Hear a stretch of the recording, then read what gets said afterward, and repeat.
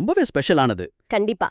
நீங்க இப்போ ஒரு முக்கியமான மீட்டிங்கிற்கு தயாராகிட்டு இருக்கலாம், இல்லனா உங்க துறையில நடக்கிற புது விஷயங்களை தெரிஞ்சுக்கிற ஆர்வத்துல இருக்கலாம். ஒருவேளை மனிதர்களோட மனசு எப்படி வேலை செய்யுதுன்னு புரிஞ்சுக்கிற அதீத ஆர்வம் கொண்டவரா கூட நீங்க இருக்கலாம்.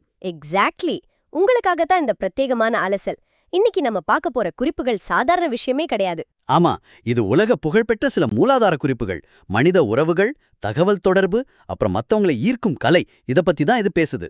ரொம்ப சுருக்கமா சொல்லணும்னா, மத்தவங்க கிட்ட எப்படி பழகிறது, அவங்கள எப்படி நம்ம பக்கம் ஈர்க்கிறது, அதை வச்ச வாழ்க்கையிலயும் வியாபாரத்திலயும் எப்படி ஜெயிக்கிறது அப்படிங்கறதா நம்மளோட இன்றைய நோக்கம். நான் இந்த குறிப்புகளை படிக்கும்போது எனக்குள்ள ஏகப்பட்ட ஒரு ஆஹா மொமெண்ட்ஸ் இருந்துச்சுன்னு தான் சொல்லணும்.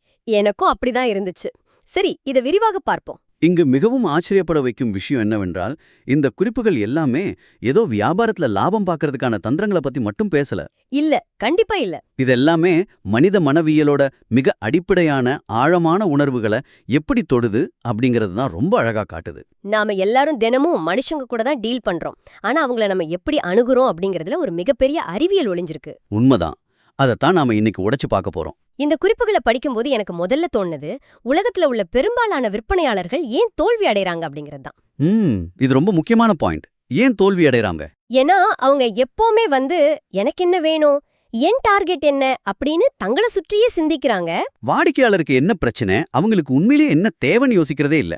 இதுல ஒரு அருமையான ரியல் எஸ்டேட் ஏஜென்ட் உதாரணம் இருக்கு பாருங்க. நீங்க பாத்தீங்களா அந்த பகுதியை? ஆமா, அந்த ஃபாரஸ்ட் ஹில்ஸ் பகுதி தானே? அதேதான். ஃபாரஸ்ட் ஹில்ஸ் பகுதியில வாழ்ந்த ஒருத்தர் தான் வீட்டின் சுவர் அமைப்பு பத்தி தெரிஞ்சுக்க அந்த பகுதியை நல்லா தெரிஞ்ச ஒரு ரியல் எஸ்டேட் ஏஜென்ட்ட சந்திக்கிறாரு. அந்த ஏஜென்ட் நினைச்சிருந்தா ஒரே ஒரு ஃபோன் பண்ணி அந்த தகவலை கண்டுபிடிச்சு சொல்லிருக்கலாம். ஆனா அவர் என்ன பண்ணாரு தெரியுமா? ஏதோ ஒரு லெட்டர் அனுப்புனார் இல்லையா? ஆமா, நீங்க இந்த நம்பருக்கு ஃபோன் பண்ணி கேட்டுக்கோங்கன்னு ஒரு லெட்டர் அனுப்பிட்டு, அது கூடவே உங்களுடைய இன்சூரன்ஸை நான் பாத்துக்கிட்டுமா அப்படின்னு தன்னோட சுயநலத்தை காட்டிட்டாரு. அதாவது அவருக்கு கஸ்டமருக்கு ஹெல்ப் பண்ணணும்னு எண்ணம் இல்ல, தனக்கு தானே உதவி பண்ணிக்க மட்டும்தான் ஆசைப்பட்டார். எக்ஸாக்ட்லி. அந்த கஸ்டமர் எவ்வளவு எரிச்சல் அடைஞ்சிருப்பாருன்னு யோசிச்சு பாருங்க. அந்த மனநிலை தான் ஒருத்தரோட தோல்விக்கு முதல் படி. எப்பவுமே மத்தவங்களோட விருப்பத்தை தூண்டுறது தான் வெற்றியோட ரகசியம். சரி, இதுக்கு நேர்மாறான ஒரு கதையும் அதுல இருந்துச்சு. ஜே ஹோவர்ட் லூகாஸ் அப்படிங்கிறவர் பகிர்ந்திருக்காரு. ஆமா, அந்த 2 இன்சூரன்ஸ் விற்பனையாளர்கள் கதை. கார்ல் அப்புறம் ஜான். கார்ல ஒரு நாள் ரொம்ப சாதாரணமா எங்க கம்பெனில ஒரு புது பாலிசி வந்திருக்கு, விவரங்கள் வந்ததும் சொல்றேன் அப்படின்னு எந்த ஒரு சுவாரஸ்யமும் இல்லாம சொல்லிட்டு போறாரு. அதுல கஸ்டமருக்கு எந்த ஒரு ஆர்வமும் வரல. ஆனா ஜான் என்ன பண்ணாரு? அதே செய்திய பயங்கர உற்சாகத்தோட, உங்களுக்காக ஒரு அற்புதமான செய்தி வச்சிருக்கேன் அப்படின்னு ஓடி சொல்றாரு. அந்த பாலிசியோட முழு விவரங்கள் அவருக்கு தெரிவதற்கு முன்னாடியே வாடிக்கையாளர்களின் மனசுல ஒரு மாபெரும் ஆர்வத்தை தூண்டி விடுறாரு. விவரங்கள் வந்ததும் எல்லாரும் அந்த பாலிசியை வாங்கினதோட மட்டுமில்லாம அதை இரட்டிப்பாகவும் ஆக்குனாங்க. இதுதான் அந்த விருப்பத்தை தூண்டுறதோட மேஜிக். இது கேக்குறதுக்கு நல்லாதான் இருக்கு. ஆனா எப்பவுமே மத்தவங்களுக்கு என்ன வேணும், அவங்க என்ன நினைக்கிறாங்கன்னு அவங்க இடத்துல இருந்து யோசிக்கிறது ரொம்ப கஷ்டமான விஷயமா தெரியலையா? ஆரம்பத்துல அப்படி தோணலாம். இது நம்மளோட சொந்த தேவைகளை விட்டு கொடுக்கற மாதிரி ஆகாதா? அங்கதான் நம்ம தப்பு பண்றோம். இது நம்ம தேவைகளை விட்டு கொடுக்கறது கிடையாது, இது யாரையும் ஏமாத்துறதும் கிடையாது. பின்னா இது என்ன? இது இருதரப்புக்கும் நன்மையாக அமையும் ஒரு வின்-வின் சூழ்நிலையை உருவாக்குறது. ஓவன் டி யங் அப்படிங்கிற ஒரு பிரபல வழக்கறிஞர் சொல்றாரு. ஆமா, அந்த கோட் எனக்கு ரொம்ப பிடிக்கும். மற்றவர்களின் இடத்தில் தங்களை வைத்து பார்த்து அவர்களின் மன ஓட்டத்தை புரிந்து கொண்டு சிந்திப்பவர்கள் எதிர்காலத்தைப் பற்றி சிறிதும் கவலைப்பட தேவையில்லை. ரொம்ப ஆழமான வரிகள். ஷெல் ஆயில் கம்பெனியோட விற்பனையாளர் மைக் விடன் கதையை எடுத்துக்கோங்க. அவருக்கு கீழே வேலை பார்க்குற ஒரு பெட்ரோல் நிலைய மேலாளர் தன் ஸ்டேஷனை சுத்தமா வச்சுக்கவே இல்ல. மைக் அவர்கிட்ட எவ்வளவோ ஆர்கியூ பண்ணி பார்த்தாரு, எந்த பிரயோஜனமும் இல்ல.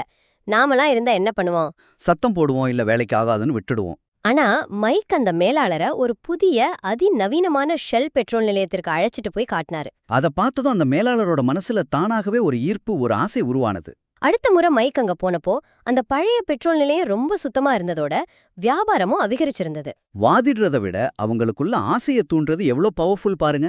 வாவ்! இது பெரிய கார்ப்பரேட் ஆட்களுக்கு மட்டும் இல்ல, நம்ம வீட்ல இருக்கிற குழந்தைங்களுக்கும் எவ்வளவு அழகா பொருந்ததுன்னு இந்த குறிப்புகளை படிச்சப்போ நான் நிஜமாவே ஆச்சரியப்பட்டேன். ஆமா, அந்த 3 வயசு பையனோட கதை. அவன் சரியா சாப்பிடவே மாட்டான். 30 வயசு அப்பாவோட லாஜிக் அந்த பையனுக்கு எப்படி புரியும்? புரியாது. அப்போதான் அந்த அப்பா யோசிச்சாரு, என் பையனுக்கு உண்மையிலே என்ன வேணும். அந்த சிறுவன் கிட்ட ஒரு சைக்கிள் இருந்துச்சு. அத அவன் ஓட்டும்போது தெருவுல உள்ள ஒரு முரட்டு பையன் இவனை தள்ளி விட்டுட்டு அந்த சைக்கிளை பிடுங்கி ஓட்டுவான். சிறுவன் அழுதுகிட்டே வருவான். அவனுக்கு வேண்டியது நியூட்ரிஷன் கிடையாது. கண்டிப்பா இல்ல, பழிவாங்கும் உணர்வு, தன் சுய மரியாதையை காப்பாத்திக்கிற ஆசை. அப்பா சொன்னாரு, நீ அம்மா கொடுக்கற சாப்பாட்டை சாப்பிட்டா சீக்கிரமே பலசாலியாகி அந்த முரட்டு பையனை நீயே அடிக்கலாம். அவ்வளவுதான். அந்த சிறுவன் எதை கொடுத்தாலும் சாப்பிட தொடங்கிட்டான். அந்த உதாரணத்துல இருக்கிற உளவியல் ரொம்ப ஆழமானது. அந்த 3 வயசு பையனோட ஈகோவும் ஒரு கம்பெனியோட சிஇஓவோட ஈகோவும் ஒண்ணுதான். உண்மைதான். அவங்களுக்கு என்ன வேணும்னு புரிஞ்சுக்கிட்டு அதை கொடுத்தா நம்ம வேலையும் சுலபமாயிடும். இன்னொரு சிறுமி காலை உணவு சாப்பிடவே மாட்டேன்னு அடம்பிடிச்சா. அவளுக்கு அம்மாவை போல பெரியவளா தன்னை காட்டிக்கணும்னு ஆசை. உடனே அவளையே நாற்காலியில நிக்க வச்சு உணவை தயாரிக்க விட்டாங்க. அப்பா உள்ள வந்ததும், அப்பா நான் எனக்காக உணவு தயாரிக்கிறேன் அப்படின்னு பெருமையா சொல்லி வழக்கத்தை விட அதிகமா சாப்பிட்டா. அப்படியென்றால் இதற்கெல்லாம் என்ன அர்த்தம்? ஒரு வேலையை நாம செய்ய சொல்றதை விட அவங்களாவே அதை செய்யற சூழ்நிலையை உருவாக்குறது தான் இதுக்கு காரணமா? சரியா சொன்னீங்க. வில்லியம் வின்டர்ன்ற அறிஞர் இதத்தான் ரொம்ப அழகா சொல்றாரு. சுய வெளிப்பாடு என்பது மனித இயல்பின் முக்கிய தேவை அப்படிங்கிறது தானே? ஆமா.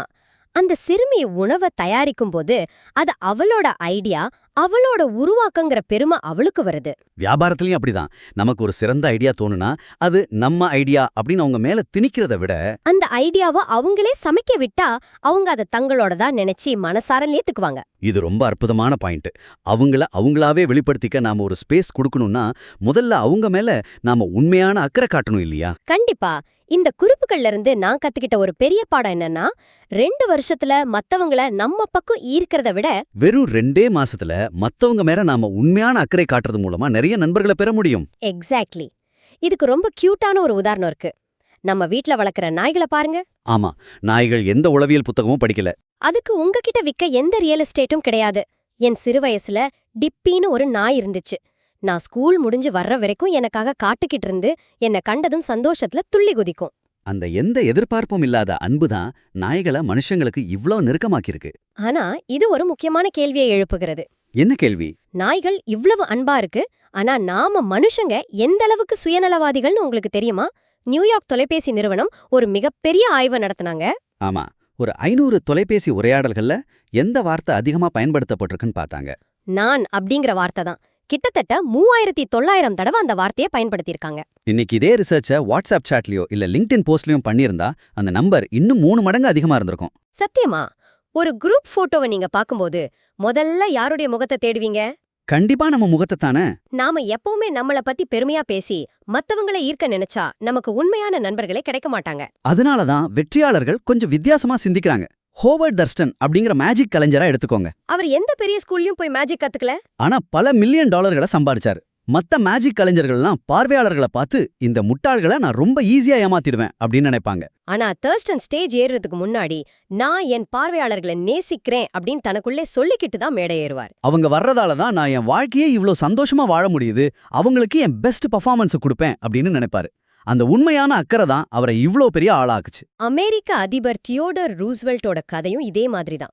அவரோட வேலையாட்கள் கூட அவரை உயிரா நேசிச்சாங்க.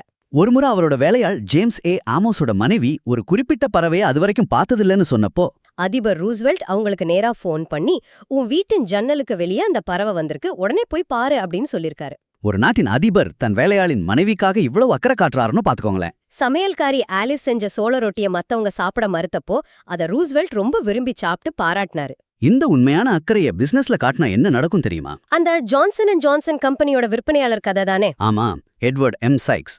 அவர் கடைகளுக்கு போகும்போது நேரா முதலாளிய பார்க்காம அங்க சாதாரணமா சோடா விக்கிற பையன் கவுண்டர்ல இருக்கிறவங்கட்டையும் போய் நலம் விசாரிப்பாரு. வாங்க மறுத்து வெளியே அனுப்பிட்டாரு. கொஞ்ச நேரம் கழிச்சு எட்வர்ட் மறுபடியும் வந்தப்போ அதே முதலாளி சிரிச்ச முகத்தோட வரவேத்துக்கு டபுள் ஆர்டர் கொடுத்தாரு. காரணம் என்னன்னா, அந்த சோடா விக்கிற பையன் முதலாளி கிட்ட நம்மள கூட மதிச்சு பேசுற ஒரே ஆள் இவர்தான், அதனால இவருக்கு தான் நாம ஆர்டர் கொடுக்கணும் அப்படின்னு சொல்லியிருக்கான். அதே போல வங்கியாளர் சார்லஸ் ஆர் வால்டர்ஸ் ஒரு கம்பெனி தலைவர்கிட்ட ஒரு முக்கிய தகவல் வாங்க போனாரு. அங்க போய் பிசினஸ் பத்தி எதுவும் பேசாம அந்த தலைவரோட 12 வயசு பையனுக்கு பிடிச்ச தபால் தலைகளை பரிசா கொடுத்தாரு. அதுக்கப்புறம் அந்த தலைவர் 1 மணி நேரத்துக்கும் மேல அவருக்கு தேவையான எல்லா தகவல்களையும் கொடுத்து உதவினாரு. இந்த இடத்துல ஒரு ரொம்ப எமோஷனலான கதையும் நாம பதிவு பண்ணணும். மார்டின் கின்ஸ்பர்க் அப்படிங்கிற 10 வயசு பையன். ஆமா, மருத்துவமனையில ஆதரவின்றி இருந்த அந்த பையன். அவன் ஆதரவற்றோர் மருத்துவமனையில அட்மிட் ஆகியிருந்தான். அடுத்த நாள் அவனுக்கு ஒரு பெரிய சர்ஜரி. அன்னைக்கு தேங்க்ஸ்கிவிங் பண்டிகை. அவனோட அம்மா வர முடியாத சூழ்நிலை. பயம், தனிமை, வலின்னு அந்த பையன் அழுதுகிட்டே இருந்தான். அப்போ அங்க வந்த ஒரு இளம் நர்ஸ் அவங்களும் தன் குடும்பத்தை பிரிஞ்சு தனியா டியூட்டில இருந்தாங்க. அவங்க மார்ட்டினுக்கு உணவளிச்சு ஆறுதல் சொல்லி சாயங்காலம் 4 மணிக்கே அவங்களோட டியூட்டி முடிஞ்ச பிறகும் ராத்திரி 11 மணி வரைக்கும் அவன் கூடவே இருந்து விளையாடி அவனோட பயத்தை போக்குனாங்க. அந்த சிறுவன் பல வருஷங்கள் கடந்த பின்பும் தன் வாழ்க்கையில ஒரு முகம் தெரியாத நபர் தன் மேல காட்டின அந்த உண்மையான அன்பை மறக்கவே இல்ல. ஒரு மனிதனோட உண்மையான அக்கறைக்கு இதை விட பெரிய உதாரணம் இருக்க முடியாது. ரொம்ப நெகிழ்ச்சியான கதை இது. ஒருத்தர் மேல அக்கறை காட்டுறதுக்கு மொதப்படி அவங்கள பார்த்து புன்னகைக்கிறதா தான் இருக்க முடியும்னு நினைக்கிறேன். ஆமா, ஏன்னா நீ எவ்வளவு விலை உயர்ந்த உடைய போட்டிருக்கீங்க அப்படிங்கறத விட உங்க முகத்துல என்ன மாதிரியான புன்னகையை அழிஞ்சிருக்கீங்க அப்படிங்கறது தான் ரொம்ப முக்கியம். நியூயார்க்ல நடந்த ஒரு பார்ட்டில ஒரு பணக்கார பெண் பல லட்சம் மதிப்புள்ள வைர முத்து நகைகள் எல்லாம் போட்டிருந்தாங்க. ஆனா அவங்க முகத்துல அத்தனை கடுகடுப்பு. அவங்க முகம் அங்கிருந்த எல்லாரையும் முகம் சுளிக்க வச்சது. ஆனா மாபெரும் தொழிலதிபர் சார்லஸ் ஷ்வாப் அப்படிங்கிறவரோட வெற்றியின் ரகசியமே அவருடைய $1 மில்லியன் புன்னகை தான். இங்கதான் விஷயம் மிகவும் சுவாரஸ்யமாகிறது. விலங்கு மருத்துவர் டாக்டர் ஸ்ப்ரவுலோட கிளினிக்ல ஒரு நாள் பலரும் தங்களோட செல்ல பிராணிகளோட ரொம்ப எரிச்சலா காத்துக்கிட்டு இருக்காங்க. யாருக்கும் பேச விருப்பமில்ல, ஒரு இறுக்கமான சூழ்நிலை. அப்போ ஒரு பெண் தன்னோட 9 மாச குழந்தையோட உள்ள வராங்க. அந்த பெண் ரொம்ப எரிச்சலா இருந்த ஒருத்தருக்கு பக்கத்துல உட்கார்றாங்க. அந்த குழந்தை அந்த மனிதரை பார்த்து எந்த கள்ளமும் இல்லாம மிக அழகா சிரிக்குது. உடனே அந்த மனிதரோட முகத்துல ஒரு பெரிய மாற்றம். அவரும் சிரிக்கிறாரு. அதை தொடர்ந்து அந்த அறை முழுவதுமே பேச்சும் சிரிப்புமா மாறி அந்த இறுக்கமான சூழ்நிலையே அப்படியே மாறிடுது. ஒரு சின்ன குழந்தையோட புன்னகைக்கே எவ்வளவு பெரிய சக்தி பாருங்க. கண்டிப்பா இது வெறும் எமோஷனல் விஷயம் மட்டும் இல்ல, அறிவியல் பூர்வமாவும் நிரூபிக்கப்பட்டிருக்கு. பேராசிரியர் ஜேம்ஸ் வி மெக்கானல் என்ன சொல்றாருன்னா, புன்னகைக்கும் நபர்கள் சிறப்பாக கற்பிக்கவும் விற்கவும் முடிகிறது. தண்டிச்சு ஒரு விஷயத்தை புரிய வைக்கிறத விட புன்னகையோட ஊக்கப்படுத்துறது தான் சிறந்த கற்பித்தல் முறை. ஒரு டெலிபோன் கான்வர்சேஷன்ல கூட உங்க புன்னகைய கேட்க முடியும் தெரியுமா? ஆமா, அந்த ராபர்ட் கிரேயர் வேலைக்கு ஆள் எடுத்த கதை அதை தான் சொல்லுது. அவர் தங்கிட்ட வேலைக்கு வந்த ஒருவரை தேர்ந்தெடுத்ததுக்கு காரணமே அவர் மத்த கம்பெனிகளை விட இவர்கிட்ட பேசும்போது போன்ல தெரிஞ்ச அந்த புன்னகை தான். அந்த புன்னகை அவரோட குரல் வழியா வெளிப்பட்டு நீங்க இந்த நிறுவனத்துக்கு வேணும் அப்படிங்கிற உணர்வை கொடுத்தது. ஆனா எனக்கு ஒரு டவுட். இப்போ நான் ரொம்ப ஸ்ட்ரெஸ்ல இருக்கேன், எனக்கு சிரிக்கவே தோணல அப்படின்னா நான் என்ன பண்றது? சும்மா பொய்யா சிரிக்கிற மாதிரி நடிக்கணுமா? அது ரொம்ப ஃபேக்காக தெரியாதான்னு கேட்டீங்க. அது ஒரு நல்ல கேள்வி. ஆமா, உளவியலாளர் வில்லியம் ஜேம்ஸ் இதுக்கு ஒரு அருமையான விளக்கம் கொடுக்கறாரு. செயலும் உணர்வும் ஒன்றோடொன்று தொடர்புடையவை. அதாவது ஆக்ஷனும் இமோஷனும் ஒன்னாதான் டிராவல் ஆகும். சரியா சொன்னீங்க.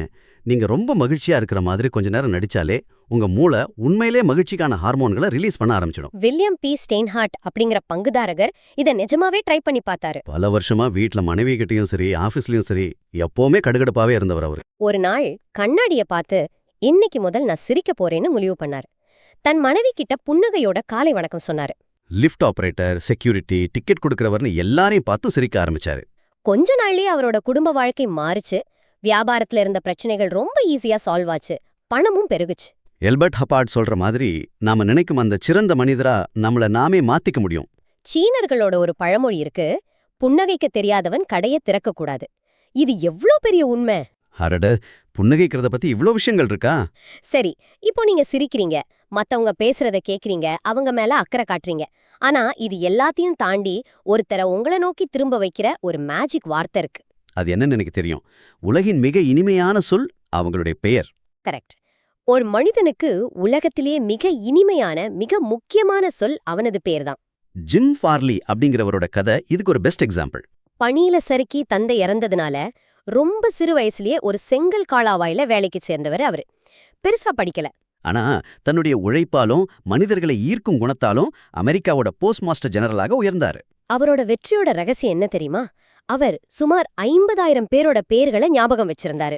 50,000 பேரா? ஆமா, பல ஊர்களுக்கு போவாரு, மக்களை சந்திப்பாரு, அவங்க குடும்பம் வியாபாரம் எல்லாத்தையும் தெரிஞ்சுக்கிட்டு அடுத்த முறை அவங்கள பார்க்கும்போது மறக்காம உங்க பேரை சொல்லி கூப்பிட்டு நலம் விசாரிப்பாரு. பிராங்க்லின் டி ரூஸ்வெல்ட்டோட தேர்தல் பிரச்சாரத்தின் போது பல ஆயிரம் பேருக்கு அன்புள்ள பில், அன்புள்ள ஜேன் அப்படின்னா உங்க பேரை குறிப்பிட்டு பர்சனலா லெட்டர் எழுதினாரு. அந்த சின்ன மரியாதை எவ்ளோ பெரிய அரசியல் மாற்றத்தை ஏற்படுத்துச்சுன்னு யோசிச்சு பாருங்க. அதே போல ஒருத்தரோட பேர் எவ்வளோ கடினமா இருந்தாலும் அதை சரியா உச்சரிக்கிறது எவ்வளோ முக்கியம் பாருங்க. ஆமா, அந்த சிட் லெவி அப்படிங்கிற விற்பனையாளர் கதை. அவரு நிக்கோடெமஸ் பாபடோலோஸ் அப்படிங்கிற ஒரு வாடிக்கையாளரை சந்திச்சாரு. அது ஒரு கிரீக்க பேர், உச்சரிக்க ரொம்ப கஷ்டம். அதனால எல்லாரும் அவரை சுருக்கமா நிக்குன்னு தான் கூப்பிடுவாங்க. ஆனா லெவி அந்த பெயரை தனக்குள்ள பலமுறை உச்சரிச்சு பழகிட்டு நேர்ல போனப்போ குட் ஆஃப்டர்நூன் மிஸ்டர் நிக்கோடெமஸ் பாபடோலோஸ் அப்படின்னு முழு பேரிட்டு அழைச்சாரு. அதை கேட்டதும் அந்த வாடிக்கையாளருக்கு கண்ணுல தண்ணியும் வந்துருச்சு. நான் இந்த நாட்டுக்கு வந்து 15 வருஷம் ஆகுது, இதுவரைக்கும் யாருமே என் பேரை இவ்வளோ அழகா முழுமையா கூப்பிட்டது இல்ல அப்படின்னு எமோஷனல் ஆயிட்டாரு. ஒருத்தரோட பேர் அவங்களோட அடையாளம், அதை நாம மதிக்கும்போது அவங்க நம்மள மதிக்க ஆரம்பிக்கிறாங்க. இதை ஒரு பரந்த கண்ணோட்டத்துல பார்த்தோம்னா மாபெரும் தொழிலதிபர் ஆண்ட்ரூ கார்னிகியோட வெற்றியும் இங்க தான் தொடங்குது. அவரை ஸ்டீல் கிங் அப்படின்னு கூப்பிடுவாங்க. ஆனா அவருக்கு இரும்ப பத்தி அவ்வளவா தெரியாது. அவருக்கு தெரிஞ்சதெல்லாம் மனிதர்களை எப்படி கையாள்றது அப்படிங்கிறது மட்டும்தான். சிறு வயசுல தங்கிட்ட இருந்த முயல் குட்டிகளுக்கு உணவளிக்க ஒரு மாஸ்டர் பிளான் போட்டாரு. அக்கப்பக்கத்து வீட்டு பசங்க கிட்ட, நீங்க போய் புற்களை பிடுங்கி வந்தீங்கன்னா இந்த முயல் குட்டிகளுக்கு உங்களுடைய பெயர்களை வைக்கிறேன் அப்படின்னு சொன்னாரு. அவ்வளவுதான், பசங்க போட்டி போட்டுக்கிட்ட புற்களை கொண்டு வந்தாங்க. அந்த வித்தையை அவர் வாழ்க்கையில மறக்கவே இல்ல. பின்னாடி பென்சில்வேனியா ரயில்வே நிறுவனத்திற்கு இரும்பு விக்கணும்னு நினைச்சப்போ அந்த நிறுவனத்தோட தலைவர் ஜே எட்கர் தாம்சன் அப்படிங்கிறவரோட பேரையே தன்னுடைய இரும்பு ஆலைக்கு வச்சாரு. எட்கார் தாம்சன் ஸ்டீல் ஒர்க்ஸ் அப்படின்னு வச்சாரு. இப்போ நீங்களே சொல்லுங்க, பென்சில்வேனியா ரயில்வே நிறுவனம் யார்கிட்ட இருந்து இரும்ப வாங்கியிருக்கோம்? ரொம்ப பிரமாதமான ஸ்ட்ராட்டஜி இது. இது வெறும் தந்திரம் கிடையாது. ஒருத்தரோட அடையாளத்தை நாம எந்த அளவுக்கு அங்கீகரிக்கிறோம் அப்படிங்கிறது தான் இதுக்கு பின்னாடி இருக்கிற உண்மை. இன்னைக்கு நாம பார்த்த விஷயங்களெல்லாம் கொஞ்சம் ரீவைண்ட் பண்ணி பார்த்தா ரொம்ப பெரிய ஆழமான உண்மைகள் புரியுது. முதலாவது, மத்தவங்களோட விருப்பத்தை தூண்டுறது, அதாவது அவங்க இடத்துல இருந்து யோசிக்கிறது. ரெண்டாவது, மத்தவங்க மேல உண்மையான அக்கறை காட்டுறது. மூணாவது, உலகத்தையே மாத்துற அந்த புன்னகையோட சக்தி. நாலாவது, ஒருத்தரோட பேரை ஞாபகம் வச்சு அவங்கள முழுமையா அங்கீகரிக்கிறது. கண்டிப்பா இது எல்லாமே மத்தவங்களை ஏமாத்துற வித்தைகளோ இல்ல நம்ம காரியத்தை சாதிக்கிறதுக்கான குறுக்கு வழிகளோ கிடையாது. இது இருதரப்புக்கும் நன்மையை ஏற்படுத்துற உண்மையான உறவு பாலங்களை உருவாக்குற விஷயங்கள் அப்படிங்கறத நாம ஆழமா பதிவு செய்யணும். நாம எல்லாரும் மனுஷங்க. நமக்குள்ள இருக்கிற அடிப்படை தேவைகள், ஈகோ எல்லாமே ஒண்ணுதான்.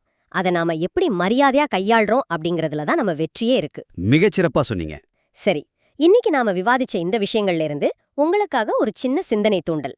நாம பார்த்தோம் இல்லையா, டெலிபோன் உரையாடல்கள்ல மனிதர்கள் அதிகமா பயன்படுத்துற வார்த்தை நான் அப்படிங்கிறது. ஆமா, 3900 தடவை. உங்களுக்கான சவால் இதுதான். நாளைக்கு ஒரே ஒரு நாள் மட்டும் உங்க உரையாடல்கள்ல நான் அப்படிங்கிற வார்த்தைய முற்றிலுமா தவிர்த்து பாருங்க.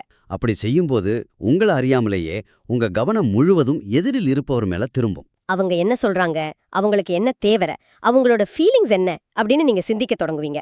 அது உங்க உறவுகள்ல, உங்க வியாபாரத்துல, உங்க வீட்ல எத்தகைய மாயாஜாலத்தை நிகழ்த்துது அப்படிங்கறத நீங்களே அனுபவிச்சு பாருங்க. இது ரொம்ப ஈஸி கிடையாது, ஆனா முயற்சி பண்ணி பாருங்க. இதுவரை எங்களோட இணைந்து இந்த அற்புதமான தகவல்களை அலசியதுக்கு ரொம்ப நன்றி. மறுபடியும் அடுத்த ஒரு சிறப்பான ஆழ்ந்த அலசல்ல நாம சந்திப்போம். அதுவரை விடைபெறுகிறோம். நன்றி, வணக்கம்.